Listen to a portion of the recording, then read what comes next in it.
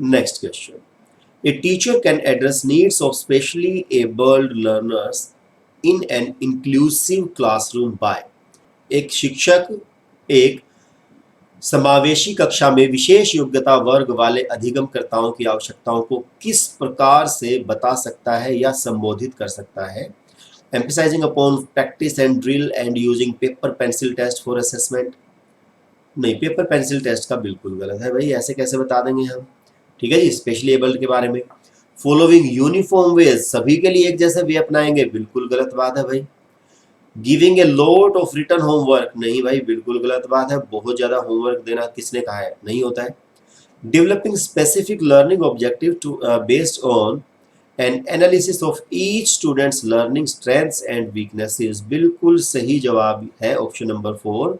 प्रत्येक विद्यार्थी के अधिगम के सशक्त पक्षों एवं कमजोरियों के विश्लेषण के आधार पर विशिष्ट अधिगम उद्देश्यों को विकसित करना, प्रत्येक बच्चे के हिसाब से चाइल्ड सेंटर्ड आप सोच के देखना, सब कुछ उसी से क्लियर हो जाता है। यस, नेक्स्ट क्वेश्चन देखते हैं। A teacher can encourage creative learners in her classroom by, है ना, सृजनात्मक विद्यार्थियों को किस प्रकार से प्रोत्साहित कर सकती है। अब देखिए सृजनात्मकता में क्या होता है, डाइवर्जेंट थिंकिंग होती है। ओके, तो एम्फेसाइजिंग कन्वर्जेंट थिंकिंग बिल्कुल भी नहीं है। एम्फेसाइज डिस्करेजिंग डाइवर्जेंट थिंकिंग, नहीं भाई, एनकरेज करना है हमें उसको, डिस्करेज क्यों करेंगे। Encouraging multiple perspectives and appreciative original ideas, बिल्कुल सही बात है। अनेक परिप्रेक्ष्यों को प्रोत्साहित करके तथा मूल विचारों को महत्व देकर, बिल्कुल सही बात कह रहे हैं। नेक्स्ट ऑप्शन भी देख लेते हैं। Discouraging the students from taking risk, अरे नहीं, डिस्करेज करने का तो मतलब ही नहीं है, तो हमारा ऑप्शन नंबर 3 बिल्कुल सही है। क्योंकि देखिए जहां पर बात आएगी क्रिएटिविटी की, वहां पर बात आएगी डाइवर्जेंट थिंकिंग की, और वहीं पर बात आएगी ओरिजिनल आइडियाज की या मल्टीपल थॉट्स की या मल्टीपल पर्सपेक्टिव्स की, तो हमारा क्या होगा, ऑप्शन नंबर 3 सही होगा। नेक्स्ट क्वेश्चन देखते हैं, question 18, which of the following factors supports meaningful learning in the classroom. निम्नलिखित में से कौन सा कारक कक्षा में सार्थक अधिगम का पक्ष लेता है। सार्थक अधिगम मतलब meaningful learning. Okay, increasing number of test, आप टेस्ट बढ़ा देंगे बहुत सारे, बिल्कुल गलत बात है भाई, बच्चों पे बर्डन थोड़ी डालना है, लर्निंग विदाउट बर्डन चल रहा है ना हमारा। तो increasing rewards to motivate children to learn, rewards बढ़ाएंगे, नहीं, रिवॉर्ड्स का केवल रिवॉर्ड के लिए बच्चा पढ़े, ये कोई अच्छी चीज नहीं है। Following only the lecture method, जहां पर ओनली आ जाए गलत है। Showing genuine interest in the content matter and having concern for children's overall wellbeing and learning, बिल्कुल सही जवाब आ रहा है। विषय वस्तु तथा बच्चों के संपूर्ण कुशल क्षेम एवं अधिगम के प्रति सच्चा सरोकार रखना, बिल्कुल सही बात है, ऑप्शन नंबर 4 सही है। Next question, an example of effective problem solving strategy is. निम्नलिखित में से कौन सा प्रभावशाली समस्या समाधान रणनीति का एक उदाहरण है। Not paying any attention to evaluating the solution, बिल्कुल भी नहीं भाई, हमें तो भाई प्रॉब्लम सॉल्विंग स्ट्रेटजी करनी है ना, तो भाई हम तो सॉल्यूशन को इवेल्युएट करने पे अटेंशन देंगे, है ना। After that functional fixedness, focusing on only the conventional function of an object. देखिए केवल कन्वेंशनल या परंपरागत कार्य पर ध्यान हम नहीं देंगे, हमें नोवेल्टी को भी कंसिडर करके चलना होता है, तो ये आंसर नहीं होगा। After that response set, getting stuck on one way of representing a problem, केवल एक ही तरीके पर हम स्टक रहेंगे, वहीं पर अटक जाएंगे, बिल्कुल गलत बात है भाई।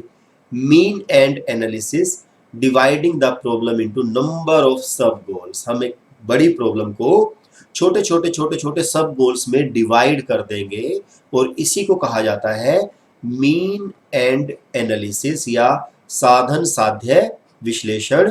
तो यही एक तरीका होता है समस्या समाधान रणनीति का एक बेहतर प्रभावशाली तरीका है, तो हमारा ऑप्शन नंबर 4 बिल्कुल सही होगा। निम्नलिखित में से कौन सी शिक्षण अधिगम के लिए एक प्रभावी शिक्षण प्रणाली नहीं है? देखिए, जहां पर नहीं का क्वेश्चन हो, नोट हो, वहां पर आपको विशेष ध्यान देना चाहिए, ठीक है, क्योंकि हमारा जो माइंड होता है वो सही के ढूंढने के लिए ही बना होता है। हमें कई बार गलत जब ढूंढना पड़ता है तो उसमें प्रॉब्लम होती है, तो आपको इन पे विशेष ध्यान देना है। Encouraging children to make intuitive guesses, देखिए बिल्कुल पॉजिटिव बात है, तो ये सही होगा। एक्सपेरिमेंटेशन एंड एक्सप्लोरेशन बिल्कुल पॉजिटिव है भाई, हमें उसको एनकरेज करना है। डायलॉग एंड डिस्कशन, बिल्कुल हमें डिस्कस करना चाहिए, बच्चे के साथ डायलॉग्स भी करने चाहिए। फोर्थ को भी देख लेते हैं भाई। Focusing on reproduction of knowledge as given, दिए गए ज्ञान को दोहराने पर ध्यान केंद्रित करना नहीं भाई, जो आपने बोल दिया क्या बच्चे सारी जिंदगी वही करते रहेंगे, बिल्कुल भी नहीं। तो क्योंकि इसमें क्या था, नोट था, नोट मतलब जो नेगेटिव है हमें वो देखना है, तो ऑप्शन नंबर 4 हमारा होगा answer. Okay, now question number 21, how can teachers deal with children who are non attentive in the classroom? शिक्षक कक्षा में पढ़ने में ध्यान न देने वाले बच्चों से किस प्रकार से बर्ताव कर सकते हैं? Ask the children to go out of the class, class से बाहर निकाल देंगे? नहीं भाई, आपका काम क्लास से बाहर थोड़ी निकालना, आपका तो काम क्लास में बुलाना है। स्कोल्ड देम, नहीं, किसी भी प्रकार की पनिशमेंट मैं आपको बता रहा हूं, चाहे वो फिजिकल हो, चाहे वो सोशल हो, चाहे वो इमोशनल हो, चाहे वो इकोनॉमिकल हो, किसी भी प्रकार की आप पनिशमेंट नहीं दे सकते हैं, ठीक है। Talk to them and find out reasons for their disinterest, बिल्कुल सही जा रहा है आंसर। फोर्थ भी देख लेते हैं। Give them a lot of worksheets, अरे नहीं भाई, वर्कशीट उनको बोझ के नीचे दबा दो, है बिल्कुल गलत बात है, तो ऑप्शन नंबर 3 होगा हमारा बिल्कुल सही आंसर। आगे, संरचनावादी उपागम बताता है, कंस्ट्रक्टिव अप्रोच की बात चल रही है, कि डैश ज्ञान की संरचना के लिए अत्यंत आवश्यक है। Constructivist approach suggest that dash is crucial for constructing knowledge, ठीक है। अब देखिए इसमें जो ऑप्शन है उनको देख लेते हैं। Prior knowledge of the learner, conditioning, punishment, rote memorisation, देखिए ये जो दोनों है ये बिल्कुल गलत है, ना तो कभी रोट मेमोराइजेशन का कहेंगे हम, ना कभी पनिशमेंट को कहेंगे, ठीक है। अब बचते हैं दो। अब देखिए यहां पर बात आती है कंस्ट्रक्टिविस्ट अप्रोच की। अब मैं आपको बताऊं तो जो जीन पियाजे हैं, नाम तो आपने सुना होगा, जो जीन पियाजे हैं, he is the father of constructivism, या हम कहेंगे रचनावाद या संरचनावाद या निर्माणवाद या रचनावाद के जनक है कौन? जीन पियाजे कंस्ट्रक्टिविज्म के फादर है। यहां तक बात ठीक है। और इन्होंने क्या कहा है कि हम जब किसी ज्ञान का निर्माण करते हैं, हम जब अपनी नॉलेज को बढ़ाते हैं, जब हम अपने संज्ञान का निर्माण करते हैं, तो उसमें क्या होता है, दो चीजों की जरूरत होती है। एक चीज होती है एक्सपीरियंस और एक चीज होती है मैच्योरेशन, या आप कहेंगे परिपक्वता और अनुभव। और इन दोनों के बीच में क्या होती है, इंटरेक्शन होती है। भाई मेरा पहली बात तो मेरा ब्रेन कितना मैच्योर है, या मैं फिजिकली या फिर इमोशनली कोग्निटिवली मैं कितना मैच्योर हूँ, वो चीज मैटर करेगी। एंड सेकंड थिंग, मैंने लाइफ में क्या कुछ सीखा है, मेरे प्रीवियस एक्सपीरियंसेस कैसे हैं, मेरी प्रीवियस नॉलेज कैसी है, वो चीज मैटर करेगी।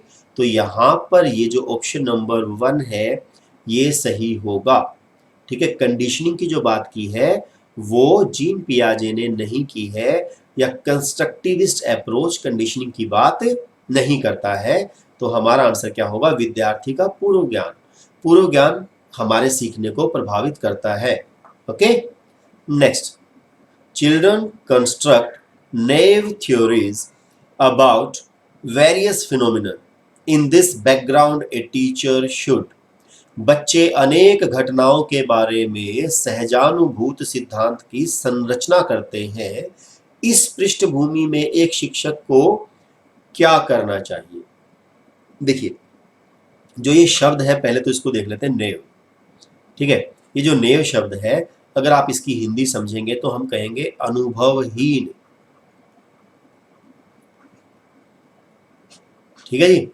या सहजानुभूत, मतलब अपनी ही सहज अनुभूति से हमें कई बार लगता है कि ये चीज ऐसे होनी चाहिए, ठीक है, हम उसी के बिहाफ पर कंस्ट्रक्ट करते हैं। In this background a teacher should, teacher को क्या करना चाहिए। जैसे कि मैं एक छोटा सा एग्जांपल देता हूं कि जब बच्चा गाड़ी से सफर करता है तो उसको एक सहजानुभूत एक अनुभव होता है कि जो पेड़ है आसपास में वो पीछे की तरफ भाग रहे हैं, ठीक है ना, बच्चे को ऐसा लगता है और वो उसी के हिसाब से अपनी नेव थ्योरीज बना लेता है, मतलब अनुभवहीन सिद्धांत बना लेता है या सहजानुभूत सिद्धांत बना लेता है कि भाई जब हम गाड़ी में बैठते हैं तो पेड़ भी पीछे भागते, पेड़ भी चल सकते हैं, उसका ही हो गया है। तो अब टीचर को क्या करना चाहिए इस केस में, challenge these conceptions of the children through dialogue. बिल्कुल सही बात है, हमें उनको चैलेंज करना चाहिए कि अच्छा बताओ, पेड़ अगर चल सकते हैं तो ये पेड़ क्यों नहीं चलता है, जो हमारे घर में पेड़ है वो कभी क्यों नहीं चलता है। मतलब जो उनकी जो सोच है उसको हमें डायलॉग के द्वारा चुनौती देनी चाहिए, ठीक है, सही बात है। आगे क्वेश्चन देख लेते हैं। Dismiss these ideas that children have, नहीं, डिसमिस हम नहीं करेंगे, ठीक है जी, खारिज हम नहीं करेंगे। Ignore children's ideas and theories, ignore भी नहीं करेंगे, बिल्कुल गलत जा रहा है जवाब। स्कोल्ड का तो मतलब ही नहीं बनता है, तो मीन टू से ऑप्शन नंबर 1 बिल्कुल सही होगा कि हम उसको चैलेंज करेंगे, हम कहेंगे कि अच्छा भाई बताओ ये कैसे हुआ, फिर तो वहां से बच्चा सोचेगा और उसकी समझ में आएगा कि नहीं, जो तू थ्योरी डेवलप कर रहा है वो सही नहीं है। संवाद के द्वारा बच्चों की इन अवधारणाओं को चुनौती देनी चाहिए, ऑप्शन नंबर 1 सही है। नेक्स्ट क्वेश्चन देखते हैं। संज्ञान एवं संवेग के बीच किस प्रकार का संबंध होता है। देखिए, कॉग्निशन और इमोशन, पहले इस चीज को समझ लेते हैं। कॉग्निशन है हमारा संज्ञान और इमोशन है हमारे संवेग। अब देखिए, संज्ञान का असर संवेगों पर पड़ता है, बिल्कुल पड़ता है। कैसे कि भाई जैसे जैसे हम समझदार होते जाते हैं, जैसे जैसे हमारी बुद्धि विकास करती है, वैसे वैसे हम अपने संवेगों पर भी कंट्रोल करना शुरू कर देते हैं। हमें पता होता है कहाँ पर हंसना है, कितना हंसना है, या कहाँ पर हमें चुप रहना है, कहाँ पर गुस्सा दिखाना है, कितना दिखाना है, किसको दिखाना है, क्यों दिखाना है, कैसे दिखाना है। तो मिंटू से हम संज्ञान से इमोशंस को कंट्रोल करते हैं। वहीं हमारे जो इमोशंस हैं वो भी हमारे संज्ञान पर प्रभाव डालते हैं। देखिए सिंपल सी बात है, जब हमें गुस्सा आता है तो हमारी जो बुद्धि है काम करना छोड़ देती है ना। या फिर अगर कोई आपने देखा होगा कि इमोशंस जो है, जब सपोज किसी के साथ कुछ दुर्घटना हो जाती है, ठीक है, तो हमारा जो संज्ञान है वो डाउन हो जाता है ना। या जब एग्जाम नजदीक आता है तो धीरे धीरे हमारी सोचने समझने की शक्ति जो है वो कम होनी शुरू हो जाती है, अगर हम प्रेशर ले जाते हैं तो, ठीक है। तो मतलब ये दोनों एक दूसरे पर डिपेंडेंट है, तो इंडिपेंडेंट तो बिल्कुल भी नहीं है, डिपेंडेंट है। यूनिडायरेक्शनल मतलब एक ही तरफ का है, नहीं भाई, यूनिडायरेक्शनल के दोनों ही गलत होंगे। बाई डायरेक्शनल है, बाई मतलब ये इसको करेगा प्रभावित और ये इसको प्रभावित करेगा। A dynamic interplay between both, option number 4 is right. Okay, द्विदिशीय है ये, ठीक है, दोनों दिशाओं में चलता है। Yes, question number 25, which of the following factors affect learning, learning को प्रभावित कौन सी चीजें करते हैं भाई। इंटरेस्ट ऑफ द स्टूडेंट बिल्कुल करेगा, इमोशनल हेल्थ बिल्कुल करेगा, अभी हम इससे पहले क्वेश्चन में बात कर रहे थे। पैडागोजिकल स्ट्रेटजीज मतलब शिक्षा शास्त्रीय रणनीतियां, आप कैसा पढ़ा रहे हैं, बिल्कुल इफेक्ट करेगा। Social and cultural context of the student ये भी करेगा। तो मीन टू से ऑप्शन नंबर 1 2 3 4 चारों ही सही है, ऑप्शन नंबर 4 इज राइट, ठीक है। Next, dash are an important aspect of the process of meaningful construction of knowledge, ठीक है। निम्नलिखित में से क्या ज्ञान के सार्थक संरचना की प्रक्रिया का एक महत्वपूर्ण पहलू है, ठीक है। और देखिए अब यहां पर हम देखें कि सार्थक शब्द आया है ना, इंपॉर्टेंट एस्पेक्ट है। देखिए एस्पेक्ट ये भी है, ये भी है, ये भी है, लेकिन अगर हम कहें कि भाई एक पॉजिटिव एस्पेक्ट क्या है, ठीक है, जो सबसे बड़ा एस्पेक्ट क्या है वो क्या है, सोशल इंटरेक्शन, ठीक है जी, सामाजिक पारस्परिक क्रियाएं, इनके द्वारा हम कंस्ट्रक्ट करते हैं अपने ज्ञान को। और ये अगेन ये क्वेश्चन बना है वाइगोत्स्की की थ्योरी से, ठीक है, जो अभी हमने पीछे डिस्कस की थी, theory of socio cultural development, उससे क्वेश्चन बना है ये। नेक्स्ट क्वेश्चन देखते हैं। जब विद्यार्थी पुरस्कार पाने की इच्छा से बार बार किसी गतिविधि को करने का निर्णय कर लेते हैं, भाई वो बार बार क्यों कर रहा है? पुरस्कार पाने के लिए। जैसे कि एक प्रयोग का नियोजन एवं संचालन करना जो कि प्रत्यक्ष रूप से उस गतिविधि से संबंधित नहीं है, जैसा कि स्टार या बैज प्राप्त करना। आप स्टार प्राप्त करने के लिए या बैज प्राप्त करने के लिए कुछ कर रहे हैं, ऐसी स्थिति में क्या संभावना उत्पन्न होती है, क्या होने के चांसेस हैं? Develop materialistic attitude towards learning, बिल्कुल सही हो सकता है, ठीक है जी। हमारा जो एक एटीट्यूड है वह लर्निंग के लिए मटेरियलिस्टिक हो जाएगा। हम क्या चाहेंगे कि भाई हमें कुछ मिलेगा तो हम पढ़ेंगे, नहीं तो हम नहीं पढ़ेंगे। Enjoy learning for the sake of understanding, नहीं, फिर आप सेक ऑफ अंडरस्टैंडिंग के लिए नहीं कर रहे हैं, आप तो बैच के लिए या स्टार के लिए पढ़ रहे हैं, भाई ये ऑप्शन गलत हो जाएगा। Persist in doing the activity even without a reward, नहीं, फिर तो आप रिवार्ड के बिना काम करेंगे ही नहीं।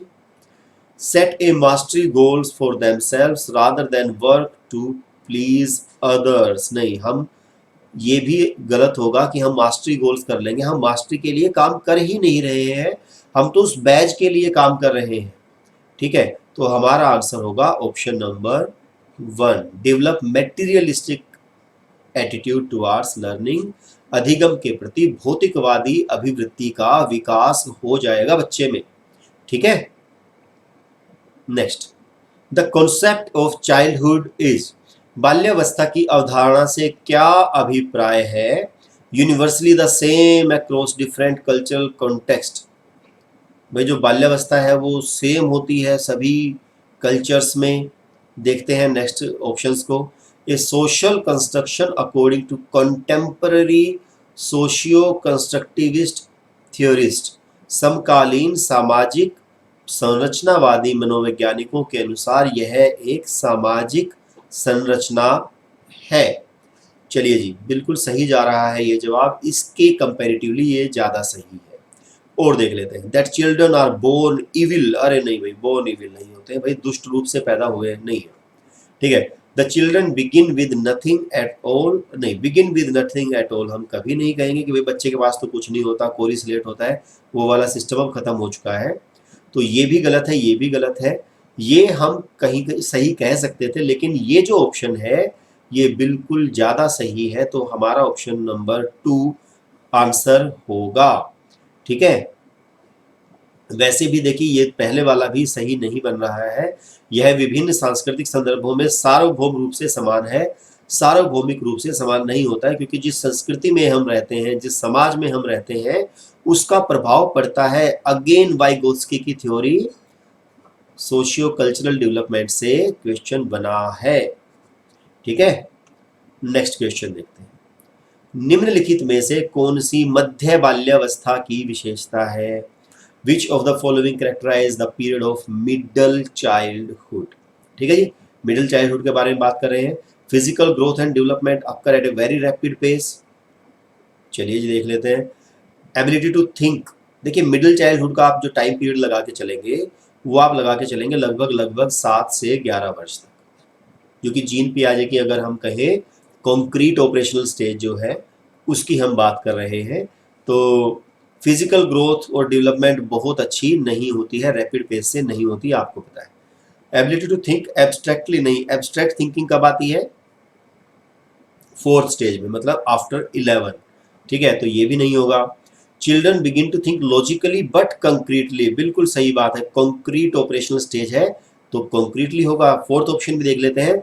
Learning occurs primary through sensory and motor, नहीं, सेंसरी और मोटर एक्टिविटीज तो भाई सेंसरी मोटर स्टेज में होगा, तो क्योंकि बच्चा मिडिल चाइल्डहुड में है तो हमारा आंसर होगा ऑप्शन नंबर 3, मतलब कॉन्क्रीट ऑपरेशनल स्टेज, ठीक है। ये जीन पियाजे का ही क्वेश्चन है, कॉन्क्रीट ऑपरेशनल स्टेज से होगा बच्चा इस एज पे, okay.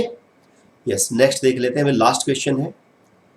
Family and neighbourhood are, परिवार एवं पास पड़ोस बच्चे के सामाजिकरण की, देखिए भाई, जहां पर बात आ जाएगी फैमिली की, तो बिना सोचे समझे आपका आंसर होगा क्या? प्राइमरी सोशलाइजिंग एजेंसी या प्राथमिक एजेंसी होगी। ठीक है ना? जो सेकेंडरी होगी उसके अंदर हमारा स्कूल वगैरह आ जाता है। ठीक है, तो फैमिली है तो हमारा आंसर होगा ऑप्शन नंबर 2। ठीक है, तो होपफुली हमने बड़े ही डिटेल से, बड़ी ही शांति से इसको समझा है, आपको समझ में आया होगा। और एग्जाम्स की अपेक्षा या और सीटेट के पेपर्स की अपेक्षा ये कंपैरेटिवली आसान था। तो चलिए मिलते हैं जल्दी ही नेक्स्ट वीडियो लेक्चर के साथ। तब तक के लिए thank you so much, have a nice day.